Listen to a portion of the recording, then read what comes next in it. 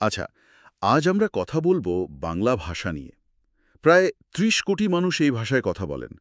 এর উৎস কোথায়, কিভাবে ছড়ালো, মানে এর যে বিশাল ইতিহাস, সংস্কৃতি, সেটা নিয়ে আজ আমরা একটু গভীরে যাব, আমাদের হাতে যা তথ্য আছে তার ভিত্তিতে।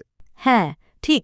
আমরা দেখব এর যাত্রাটা, মানে ইন্দো আর্য ভাষাগোষ্ঠী থেকে শুরু করে তারপর ধরুন মাগধী প্রাকৃত, চর্যাপদের সময় পেরিয়ে কিভাবে আজকের এই আধুনিক বাংলা এলো। এই মাগধী প্রাকৃত, এটা ঠিক কি ছিল? একটু যদি বুঝিয়ে বলেন। আসলে এটা ছিল প্রাচীন পূর্ব ভারতের, বিশেষ করে মগধ অঞ্চলের সাধারণ মানুষের মুখের ভাষা। আরও পুরনো যে প্রাকৃত ছিল তারই একটা বিবর্তিত রূপ।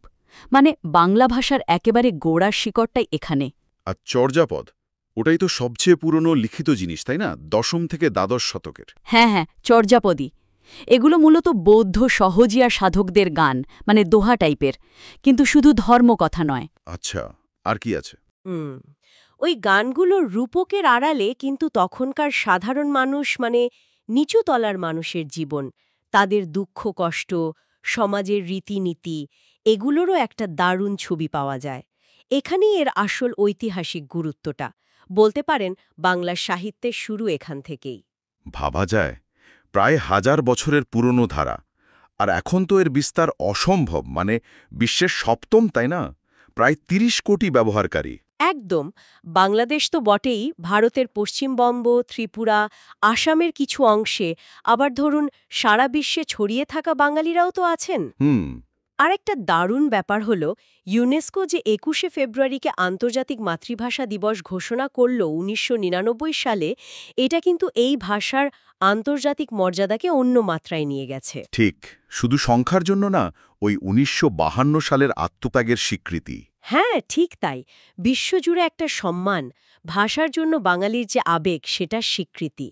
ভাষার সাথেই তো লিপির প্রশ্ন আসে। বাংলা লিপিও তো অনেক বদলেছে, তাই না? সেই প্রাচীন ব্রাহ্মী থেকে। অবশ্যই। ব্রাহ্মী থেকে শুরু, তারপর কুটিল লিপি, সিদ্ধমাতৃকা, গৌড়ীয় লিপি হয়ে আজকের বাংলা লিপি। কিন্তু লিপিটাকে সহজ, মানে সাধারণ মানুষের পড়ার উপযোগী করার পেছনে ঈশ্বরচন্দ্র বিদ্যাসাগরের অবদানটা বিশাল। উনি ঠিক কি করেছিলেন, মানে অক্ষর বাদ দেওয়া না? হ্যাঁ, অপ্রয়োজনীয় অক্ষর বাদ দিয়েছেন, স্বরবর্ণীয় ব্যঞ্জনবর্ণ যেভাবে আমরা এখন দেখি সেভাবে সাজিয়েছেন, যুক্তাক্ষরের নিয়মগুলোকেও অনেক স্পষ্ট করেছেন। ফলে ছাপাখানা বা লেখাপড়া শেখাটা অনেক সহজ হয়ে যায়। কিন্তু এই পরিবর্তন আনা কি সহজ ছিল? মানে সবাই কি সহজে মেনে নিয়েছিল? না না, ও তো সহজ ছিল না। যে কোনো নতুন জিনিস আনলেই তো একটু বাধা আসে। কিছু পুরনো পণ্ডিত হয়তো এর বিরোধিতা করেছিলেন, তারা পুরনো রীতিতেই অভ্যস্ত ছিলেন। হুম। কিন্তু বিদ্যাসাগরের লক্ষ্য ছিল শিক্ষাকে ছড়িয়ে দেওয়া, সবার কাছে পৌঁছে দেওয়া। আর সেই যুক্তির জোরটাই কিন্তু শেষ পর্যন্ত জিতেছিল। বাংলা শিক্ষা গণমুখী হওয়ার পথে এটা একটা বিরাট পদক্ষেপ ছিল। আর অসমীয়া লিপির সাথেও তো বেশ মিল দেখা যায়, তাই না? হ্যাঁ, কারণ দুটো লিপিরই উৎস তো একই, ওই প্রাচীন কুটিল বা সিদ্ধমাতৃকা লিপি। ভাষা আলাদা পথে হেঁটেছে, কিন্তু লিপির এই মিলটা, এটা মধ্যযুগের বাংলা আসামের সাংস্কৃতিক যোগাযোগের একটা প্রমাণ। এই যে লিপিটা একটা স্থির, সহজ চেহারা পেল, এটার পরেই কি সাহিত্যের সেই জোয়ারটা এলো? রবীন্দ্রনাথ, নজরুল, বঙ্কিমচন্দ্র, শরৎচন্দ্র, মাইকেল মধুসূদন, বিভূতিভূষণ, জসীমউদ্দিন, কি বিশাল নাম! একদম। লিপি সহজ হওয়ায় লেখা ও পড়া দুটোই সহজ হলো। আর এরা তো শুধু সাহিত্য লেখেননি, বাঙালির পুরো জীবনটাকেই যেন এঁকেছেন। তার সমাজ, তার মন, তার চারপাশের প্রকৃতি, তার আনন্দ বেদনা, সবকিছু। হুম। ধরুন দেশভাগের কষ্ট বা গ্রামের সাধারণ মানুষের জীবন, এই যে বিষয়গুলো এদের লেখা এসেছে, এটা তো দুই বাংলার মানুষেরই অভিজ্ঞতা। এই সাহিত্যে কিন্তু দুই বাংলাকে জুড়ে রেখেছে ভীষণভাবে। সাহিত্য ছাড়াও তো অনেক কিছু আছে যা এই বাঁধনটাকে টিকিয়ে রেখেছে। অবশ্যই আছে। লোকসঙ্গীতের কথাই ধরুন, বাউল, ভাটিয়ালি, ভাওয়াইয়া, কীর্তন, এগুলো কি কোনো সীমান্তের ধার ধারে? না। ঠিক। উৎসবগুলো দেখুন, পহেলা বৈশাখ, দুর্গাপূজা, দুই বাংলাতেই প্রায় একই রকম আবেগ নিয়ে পালিত হয়। এমনকি খাবার দাবার, মাছ ভাত থেকে পিঠেপুলি, মিষ্টি, এই সব মিলিয়েই তো একটা বড় বাঙালি সংস্কৃতি। তার মানে ১৯৪৭-এর দেশভাগ, রাজনৈতিক এই সীমানা, এগুলো আসলে ভাষা আর সংস্কৃতির এই গভীর টানটাকে আলাদা করতে পারেনি। পারেনি। রাজনৈতিকভাবে দুটো দেশ হয়েছে ঠিকই, কিন্তু ভাষা, সংস্কৃতি, আবেগ এই জায়গাগুলোতে একটা গভীর নারীর টান থেকেই গেছে।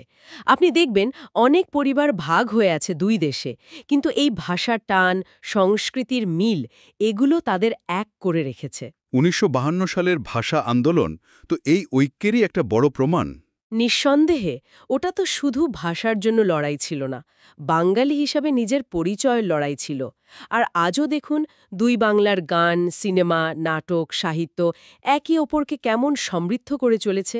সুতরাং সব মিলিয়ে যদি দেখি, বাংলা শুধু কথা বলার একটা মাধ্যম নয়, এটা আসলে একটা জাতির পরিচয়, তার হাজার বছরের ইতিহাস, তার ঐক্যের একটা প্রতীক। আর এই আলোচনা থেকে একটা প্রশ্ন কিন্তু উঠে আসে কে প্রশ্ন? যে এই যে ভৌগোলিক বা রাজনৈতিক বিভেদ, এর পরেও একটা ভাষা কিভাবে তার ভেতরের সাংস্কৃতিক ঐক্যটা ধরে রাখতে পারে, এটা কিন্তু একটা জরুরি প্রশ্ন। সত্যি ভাবার মতো। আর শ্রোতাদের জন্য তাহলে আমরা এই ভাবনাটা রেখে যেতে পারি, এই যে বিশ্বায়ন, প্রযুক্তি, অন্য সংস্কৃতির এত প্রভাব, এর মধ্যে বাংলা ভাষার ভবিষ্যৎটা কেমন হতে পারে? এর ঐতিহ্যকে বাঁচিয়ে রেখে আবার আধুনিকতার সাথে পা মিলিয়ে চলা, এই মেলবন্ধনটা কিভাবে সম্ভব? এটা নিয়ে আপনারা ভাবতেই পারেন।